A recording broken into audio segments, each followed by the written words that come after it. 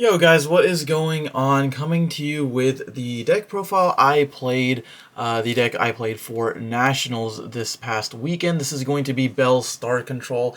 So I've been working on this deck for a pretty decent amount. If you know me, you know I love security control, and there was actually a security control list that topped Latin America, so this list is a little bit based off of that as well, focused around Beelstarmon as one of your main forms of removal. So I had a ton of fun playing this at Nats this past weekend. Lots of cool people there.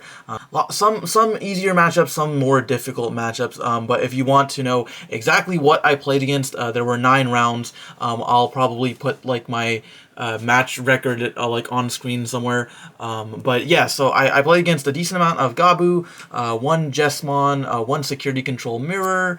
And then a lot of Lilith Loop as well. Lilith Loop made a huge presence at the Nationals this past weekend. So the deck is really insane, and this deck unfortunately does struggle a little bit against Lilith Loop, but it has a very grindy matchups against a lot of other decks.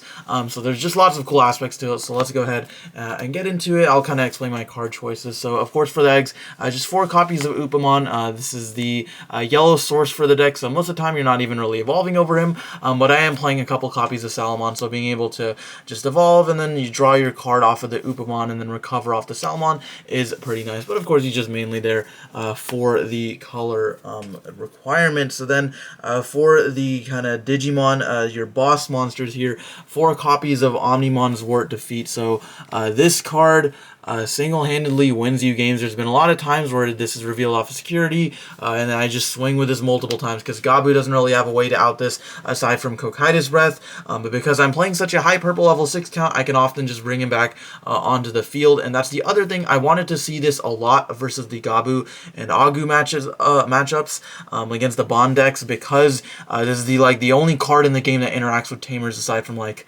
Alt Elite, right? So being able to pop their Tamers, preventing them from warping is really insane, and it presents you with a very insane follow-up to your Beelstarmon. Being able to clear their board with Bell and then being able to follow it up with his Wart Defeat is really insane. So this guy, of course, was just amazing all day, and then of course the on-deletion effect is insane as well. And then probably the best card in the deck is 3 Sakuyamon. Going forward, at least for BT6 slash EX1. I don't know about BT7, but going forward, I'd probably play 4 of this card. Sakuyamon was just insane all day. There was never a moment where I didn't want to see her. This card, if you guys don't know, gives security attack -3 to all of your opponent's Digimon coming out from the breeding area, so it's really the only card you have that prevents them from warping. And again, I expected a lot of Gabu, Gabu Bond decks in the tournament, as many other people did, so I think this has become standard in security control. And then of course being able to attack in security, if you've got this like on top of a Magna Angemon, it makes Bond 11,000 in security, and if you got the Magna Angemon boost, it puts Sakuyamon over that, so you really don't have to worry about dying to security a lot of the time. So Sakuyamon cannot say enough good things about this card. Just insane in like basically every matchup aside from like the mirror match. This card was just outperforming. And then for the other boss monsters, of course, as the name of the deck suggests, 3 copies of Beelstarmon. So Beelstar was like really great all throughout the tournament. There was only a couple times where you had like a Beelstar in hand, but like no option cards to be able to play off her, so in which case that's a little bit unfortunate. But I do play a pretty decent amount of the 7 cost option cards, so being able to play this, the reduced cost unfortunately doesn't come up too much. Like there's sometimes where you might play her for like 11 or 10, but realistically you're giving your opponent a lot of memory. But being able to give Walt Shormer multiple times in a game against the Rookie Rush slash Bond decks is just really insane. Those decks already outpace you, so you need a card that can just set them back a turn or two. So this is really insane. And then another card that I'll get into that outperformed today was Happy Bullet Showering, which I am playing. So being able to bring that back off of her is also just really great. But yeah, Beelstar, probably one of your best on play like Digimon. And then of course in the mirror match, or at least against like pure security control, this lets you have so much recursion and so much advantage off of just one card. And then for the other purple level 6. I'm playing one copy of Piedmon. So this card was definitely one of the MVPs. So this guy says delete 4 of your opponent's unsuspended level 4 or lower Digimon. So again, a lot of hate for the rookie rush strategies. I also played against like one D-Brigade security control deck. And of course, D-Brigade is just like a pseudo rookie rush deck. So I just played this and then like wipe their board and then set them back a couple turns. Then of course, every time you pop a card on their field, you get to draw a card. And then of course, being purple means you can Digivolve your Zwart onto it. So Piedmon was of course really insane. Definitely glad I decided to play it. And then for like the last boss monster here, just one copy of Craniumon. This was actually surprisingly good as well. I didn't play against any Three Musketeers, only one security control, so it really was only good against like Agubond in theory, but there were actually a couple times against Gabu, which this card is like notoriously bad, where like turn 1, a lot of Gabu players have like a rookie and then maybe like a bunch of hammer sparks, ice walls, and stuff. It really takes them a couple of turns to be able to like draw off their mat and draw off their search off their Davis, etc. to like actually get their stuff going and like get monsters on the field. If you just play this like turn 2 and set them to 10, they can't really do more than like Digivolve a rookie, like play a rookie from hand, maybe play a Tame or something. Like they can't utilize that 10 memory fully. And then if you put this on field, they're usually not outing it unless they have Cocytus Breath. And then you just like block their Octomon or their Kendo Swing, and then if they put more than one Digimon on field at a time, you just blow them up with your board wipes. Okay, so it was actually really nice today. And then of course this card is insane against Agu. They realistically cannot out this card whatsoever unless they attack over it. So that's your boss monster count for the deck. And then for the other Digimon, playing a bunch of cards here. So one copy of Mistymon. This was the 4th Magna Angemon, but I decided to take it out, and I'm really glad I did, because seeing this card was very clutch against basically every deck, even against like Lilith Loop, where there was one turn when my opponent double Gazi'd me, and then I just like played this and got rid of 2 of his 3 Gazis. So Mistymon's really insane. And then of course more rookie Heijio Greymon. This is a board wipe against Gabumon potentially, because if they swing into it with a rookie, it kills it off the security check, and then you kill another one off of the on-play effect. So Geogreymon, really insane pretty much all day. I really wanted to play more of this card, but just for space reasons, I couldn't really find the room. One Cordramon, just because I do think you need some draw power, but again, you don't want to play too many Cordramons, especially against like more grindy decks like the Mirror Match, like Three Musketeers, because you can potentially deck out if you resolve him multiple times. So I realistically don't think you need to resolve Cordramon more than like once or twice in an entire game. So that's why just one copy of him. And then the other like one of Mechanorimon. This card, of course, I don't need to explain how good Mechanorimon is against virtually every deck. Just being able to have a wall that your opponent cannot, like a Goonimon you, they can't Lobomon you, they can't Commandramon you, because most of them are like 5,000 or lower. So this card is just like insane versus most matchups. And then pair this with Craniumon, it's like it's such a difficult board to out. Okay, so then that is like the regular Digimon. And then for the recovery package, first of all, playing 3 copies of Magnadramon. This card, unfortunately, like you have to play it, but like it low-key sucks because everyone just plays around it, right? So, like, if you're playing against security control, you know that this is, like, one of the best cards in the deck, so you're not going to put them to 3 or lower unless you're killing them, right? That's in, like, an ideal situation. So there were actually a lot of times where, like, I evolved this over Magnangemon, put him to, like, 12,000 because of Magnus Inherited, and then, like, swung over stuff. So that was really nice. But then, of course, I definitely did resolve this a couple times. Not every time your opponent is going to play around it. So Magnangemon, as much as I don't want to, like, play 3 of him, it's still essential, and it wins you games just by being able to recover. And there were a couple times where I like played a Salamon off of this inherited effect, so it's or like his one attacking effect, so that's cool. And then for the other recoveries, 3 copies of Magna Angemon. Still really going back and forth between 3 and 4, but like I said, I cut the 4th one for the Mistymon, just because against the Bond matchup, putting them to 7 and like recovering 1 is not necessarily like that good, but blowing up 2 of their cards is really nice. So I think this was pretty nice. Like, of course, it's still a great card, especially turn 1. It's a really fantastic play, so being able to have that is great.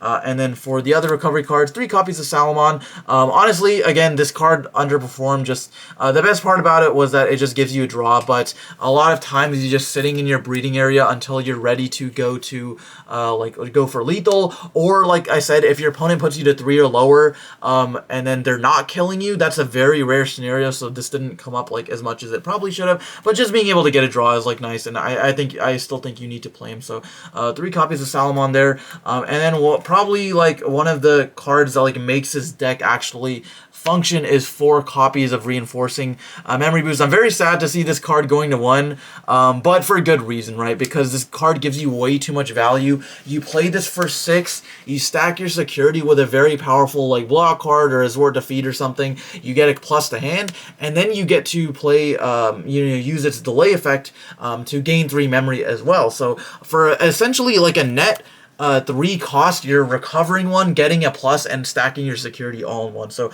I can definitely like understand why this card needs to go to 1, especially looking to the future for like yellow hybrid and stuff. But yeah, this card was just insane. Every time you open this, open multiples of this, or like even just one, is just like crazy, and it puts you so far ahead in terms of advantage. And then being able to play around like Ice Wall is also really, really important. The games I lost against Gabumon, I either didn't have this or like a memory tamer, so I couldn't like pop this to like get around the Ice Wall -2 effect. So this is really essential versus that deck as well. And then for the other recovery cards, 2 copies of Holy Wave. Like, I know this does seem insane. One of my good buddies was telling me like, no, you need to play 4 Holy Waves, and I will say that yes, Holy Wave is very, very essential against the Gabu Bond matchup. It's really one of the best security cards you can have against them, but against a lot of other decks, it really doesn't do like as much as you want it to. In security, it's amazing. When you draw it in your hand, I mean, you recover like 1 card for 6, but like the problem with a lot of the decks that you have to deal with now is like you need to put board presence while either recovering your your security stack or blowing up your opponent's Digimon, which is why these cards are so great, because you not only simultaneously recover, but then you also put a Digimon in field. That's why Beelstar is so great, because you simultaneously put pressure on them while wiping their board, and just wiping their board or just recovering, I don't think is like enough. The Latin America list, I do believe, was not actually playing any Holy Wave, but I did still want to play it in some capacity, so anyways, it worked out fine for me. So that is it for the recovery cards. And then for the removal cards, as well as the tamers, playing, of course, 4 copies of Wyvern's Breath. I still think this is one of the best removal cards in the game against the bond matchups. Again, if they're like very attuned to playing against security control, they'll start hard playing their bonds. So you do need an answer to that. And then as well as having this in security against like Skull Greymon, security attack +1 Greymon, any of the bonds. This is just a free like blowout card against them. So it's really essential. And then the other blowout card against the bond decks is Ultimate Flare, which was actually also pretty decent against Lilithmon, just because they put so many dudes on field, and you can like devolve their Lilithmon or devolve their Zwart and then prevent it from going back to the bottom of the deck. That did come up quite a bit, and then they'll deck out if they like a Mega Digimon fusion, and then usually they end up drawing the whole deck. But regardless, Ultimate Flare was really insane all day. The only deck that it didn't do anything against was of course the Mirror Match, because you just hard play everything, but this was really essential against the bond decks and basically like everything else. And then for the other cards, 2 copies of Iron Fist Onslaught. I know this also seems weird, but throughout testing, there's been a lot of times like playing traditional security control where you have a lot of black option cards in hand, but you don't have any black sources. So I actually did want to cut down on the number of black option cards I was playing, just to be able to consistently see both a black option plus a black tamer, because you need the source to be able to play them. Ultimate Flare I didn't think was cuttable, but Iron Fisted Onslaught I did think was. This is another good card against the bond decks as well, because it just gets rid of the bond, and then just being able to get rid of maybe a Zwart if it stayed on the field, or like a Jesmon if they swung at you with Jesmon but didn't kill you. So this card's still essential. And then for the 3 Musketeer package, playing 2 copies of Gewalt Schwarmer, 1 Fly Bullet, and 1 Happy Bullet Showering. So Gewalt Schwarmer is for sure the best one. I just don't think you can really afford to play more than 2. I tested out 3 and even 4, and it definitely, like, I'm not going to say it's incorrect, but there were a lot of times where you see multiples of this in your hand, or you see multiples of it in security. And it is definitely not a card you want to see in your security like whatsoever, because it has no security effect. Fly Bullet was pretty okay. The unfortunate thing is, like, I think this is the worst one and probably the most cuttable, because a lot of times you can't play this from your hand without having a purple source, obviously. So you either need like a Beelstar or a Piedmon on field previously, So in those instances, like, it's fine, but you really don't want to throw down a Beelstar for 12 just to pop like one thing. And the most relevant scenario was like I popped a Lilithmon, but like most of the times against the Bond decks, you pop like a champion, so it's like really not that big of a block card. Happy Bullet Showering, on the other hand, was really insane. These two cards I think are good because they have security effects, but then Happy Bullet Showering, being able to be a spread card as well as being able to delete anything with the lowest DP. So if they only have one thing, it'll delete that Digimon. Against the Agumon player, he had one Bond on field and hit this insecurity and it kills the Bond. Or a spread card, and against like a D-Brigade, it killed multiple Commander Mons, etc. So I think this card is really, really nice. I would probably suggest going forward either 2-2 or like 3 Gewalt, 1 Happy Bullet if you really, really want to like see Gewalt early game, but I'd probably go with another Happy Bullet before I did that. So that's it for the removal cards. And then for the last couple of cards in the deck, just 2 copies of Izzy and 2 copies of Izzy Joe. This was fine. I think this ratio is good. You definitely want to see these early game. Izzy being a memory tamer is really essential, and then being able to stack your security is one of the best parts. There's a lot of games where like my opponent like Davis first turn, so I could like play this, stack my security, and then Magna Angemon, put like a Sword Defeat on top or whatever I wanted in that scenario. And then Izzy Joe being able to get you +2 memory and just being another black source is the most important thing. But guys, that is going to do it for the deck list. So yeah, guys, that is going to be my Nationals deck list. Hopefully you enjoyed, and that was an insightful video. If you do want to play Beelstar Control, it's a really, really fun deck. If you want to play a very grindy deck for this format, I suggest that this deck, albeit a little bit expensive, is very, very fun and very powerful against certain matchups. You can play a lot of really cool tech cards, which is what I think I like about it. There's so much room for you to be able to counter like your locals meta or a tournament meta or whatever you feel like is necessarily to beat your opponents in that given format. So anyways, guys, that is going to do it for the video. Let me know what you think down in the comments below. And if you guys were at Nationals this past weekend, go ahead and let me know. Say hi and let me know what your experience was as well. But anyways, guys, that's going to do it for this one. Thank you for watching, and we'll see you next time.